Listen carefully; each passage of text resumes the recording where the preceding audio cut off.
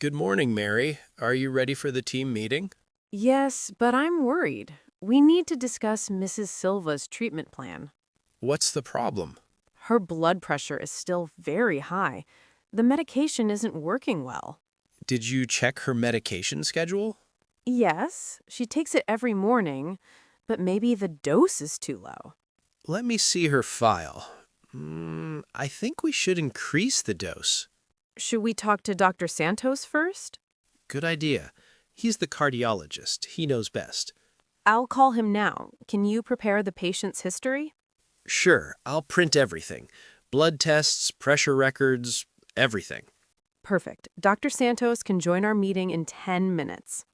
Great. This way we can decide together. Teamwork always helps our patients. Exactly. Let's go to the conference room. I'll bring Mrs. Silva's file. And I'll bring the coffee. Good thinking. We need energy for this meeting.